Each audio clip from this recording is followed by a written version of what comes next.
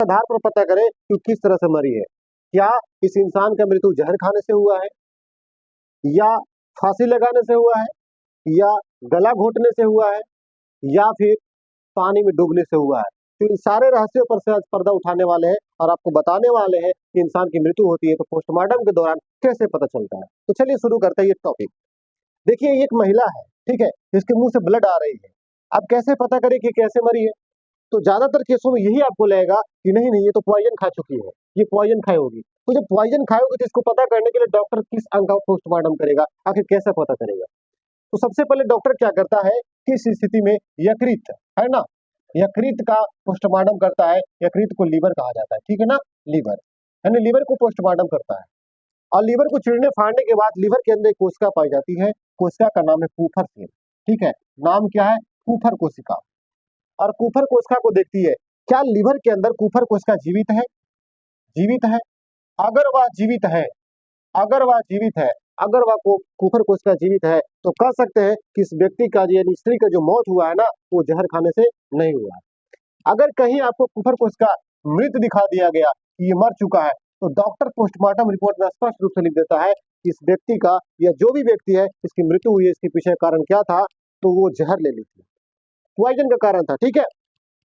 हो सकता है या तो आप पॉइजन ले सकते हैं, जहर ले सकते हैं, या फिर जहरीली शराब का दौर चल रहा तो जहरीली शराब भी लोग पी लेते हैं, है ना, शराब भी लोग पी लेते हैं। तो ये दोनों के पीछे का कारण क्या है, लीवर डैमेज हो जाना, और लीवर डैमेज होने से क्या होता है, मौत हो जाती है। तो इस कंडीशन में डॉक्टर किसको चिढ़ता है, लीवर को चिढ़ता है, और लीवर से ही पता करता है कि आखिर इंसान का मौत हुआ कैसे। तो डेथ सर्टिफिकेट में लिखा देगा फिर क्या, कि या इंसान तो जहर पी लिया होगा, या तो जहरीली शराब, या कोई भी टॉक्सिन पदार्थ खाया होगा तब मृत्यु हुई, ठीक है। अब चलिए आपको बात बताते हैं, अगर ये नहीं हुआ तो फिर क्या करें, क्या ये सब गला घोटा गया? तो जरा आप अनुमान लगाइए कि किसी व्यक्ति को गला घोटा जाए, तो गला घोटने के लिए क्या इस तरह से पकड़ा जाएगा, दोनों तरफ से ऐसे पकड़ा जाएगा? तो जब ऐसे पकड़ेंगे ना, तो गला घोटने के लिए जब ऐसे पकड़ेंगे तो कहीं ना कहीं आप देखिए गोल शेप बनेगा, गोल शेप बनेगा, ऊ आकार का शेप बनेगा, ठीक है, ऊ आकार का शेप बनेगा। इसीलिए जब गला घोटा जाता है ना, तो गले पर जो होता है निशान, ऊ आकार का शेप बन जाता है, इस प्रकार का शेप बन जाता है। और जब जांच किया जाता है, तो जांच के रिपोर्ट में कवरता है कि गले पर किस प्रकार का शेप बना। अगर ओ शेप बन गया, ओ शेप बन गया, तो डॉक्टर बोलता है कि इस व्यक्ति का जो मौत हुआ है ना, गला घोटने से हुआ। कैसे हुआ है, गला घोटने से हुआ। लेकिन फिर भी नहीं पता चला, अगर ये नहीं हुआ तो क्या हुआ? तो देखिए, फिर देखा जाता है गला पर कि गला पर क्या निशान है। गला पर दो तरह के निशान होते हैं, एक ओ शेप का और एक वी शेप का। वी शेप का कब बनता है, जब फांसी लगाया जाता है तो रस्सी ऊपर की ओर टना जाता है। तो जब रस्सी ऐसे टनाएगा तो देखिए यहां से कुछ इस प्रकार का बनेगा, शेप बनेगा, क्योंकि फांसी लगाने के बाद ये जो आपको दिख रहा है नहीं फिब्रोटिक्स, यहीं पे दबाव पड़ता ही वो धस जाता है और इंसान की क्या होती है, मौत हो जाती है। तो कहीं ना कहीं यह वी शेप बनता है। तो गले में दो शेप बनते हैं, एक ओ शेप और एक वी शेप। ओ शेप कब बनता है, जब इंसान को गला घोटा जाता है ना, गला घोटा जाता है। और वी शेप कब बनता है, जब फांसी लगाया जाता है, फांसी लगाया जाता है तब बनता है, ये दोनों शेप। लेकिन एक और सबसे बड़ा, कि पानी में डूबा हुआ व्यक्ति मिले तो कैसे पता करें अब कि अब वो मार के फेंका हुआ है कि पानी में डूब के मरा है?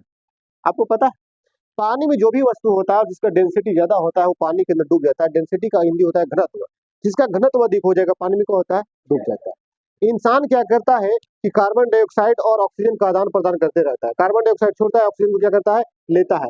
तो इस कंडीशन में क्या होता है, कार्बन डाइऑक्साइड छोड़ता है, ऑक्सीजन लेता है।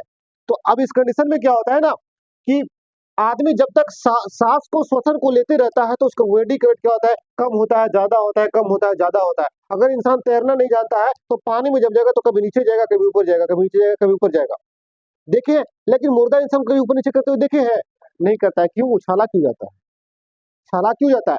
इसके पीछे का कारण है, कारण क्या, जरा बात समझिए। जब इंसान गैसों का आदान प्रदान करता है तो उसकी बॉडी का वेट संतुलित नहीं रहता है, कम और बेसी होता रहता है। जब कम और बेसी बॉडी का वेट होता है तो कभी नीचे जाता है, कभी ऊपर आता है।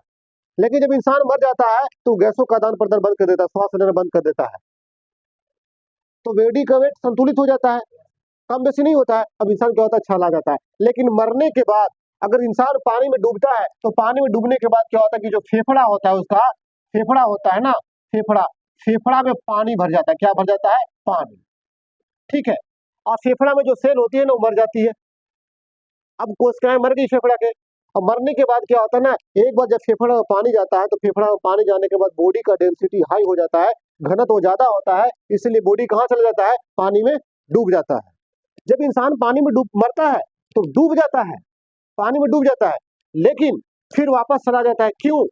क्योंकि उसके अंदर के जितने अब फेफड़ा में पानी गया तो उसके अंदर बैक्टीरिया गया। अब बैक्टीरिया क्या करता है, धीरे धीरे शरीर को नष्ट करना शुरू करता है और बहुत तेजी से नष्ट करता है, नष्ट करता है। तो इतना तेजी से नष्ट करता है तो फिर क्या करता है ना कि बॉडी के अंदर जब उसको विघटित करने लगता है ना, तो बॉडी के अंदर आ जाता है गैस, गैस भर जाता है।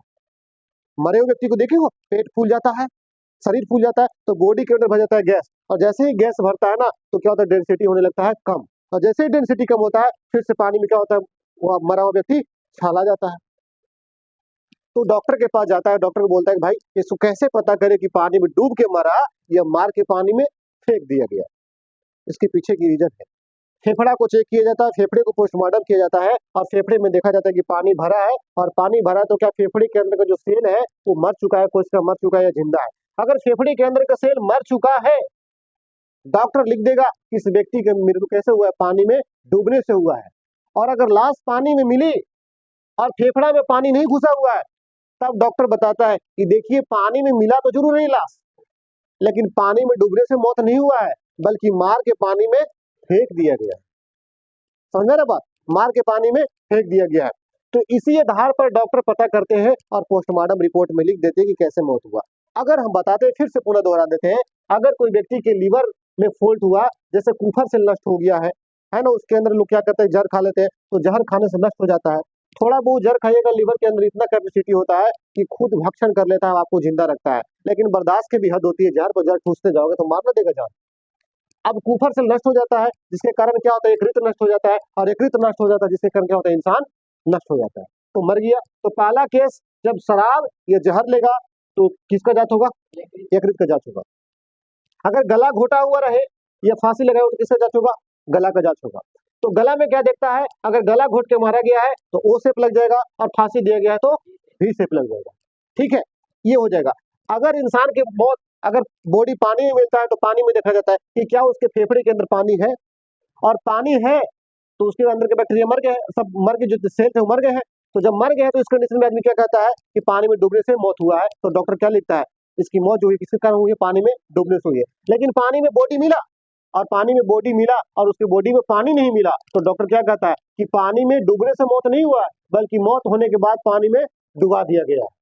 इसलिए ठीक है, तो ये बात समझ गए, ये बहुत ही इंपॉर्टेंट जानकारी है, बहुत सारे लोगों के पास शेयर कर दीजिए। फिर मिलते हैं अगले वीडियो के साथ, तब तक के लिए जय।